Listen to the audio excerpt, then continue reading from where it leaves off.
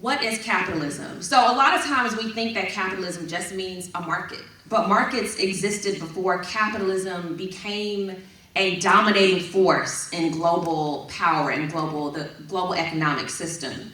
You could barter, people had trade, you had merchants, you could be your own petty artisan, you could sell something that you produce. That doesn't necessarily mean that it's capitalism. Capitalism, this is the definition that I came up with as a way to consolidate all the many definitions of it. A system in which a comparatively, I like to move around a little bit. A system in which a comparatively small number of people profit off the labor of many workers. A capitalist is someone who hires these workers in order to profit primarily from their labor and who owns the resources workers use to produce goods and services for them. So when you have this kind of system, it incentivizes taking as many people as possible. You're taking them from the farm. You're taking them from their homes. You're taking them from the little the environments that they had, and you're tending to concentrate them in certain areas. You're putting them in factories. You're putting them on plantations. You're giving them the machinery that you own so that they can work for you. That's what a capitalist is. They use the work of a lot of people just so that a few people can make a profit. And so the plantation system was an example of kind of the earliest vestiges of it. But when it really started to gear up was in the 1800s. They took all that work that we did, all that cotton that we produced, and they said, we're going to put this in a factory. We're going to use coal for that factory. So who's producing the coal? We want to have these large buildings and machinery. The workers don't own it collectively. Just a few people own it. With that ownership structure, they're making you work for them to get rich. That's what capitalism is. It created this idea of wage labor. So instead of, you buying something that you made, you giving it to somebody, you collect all that profit.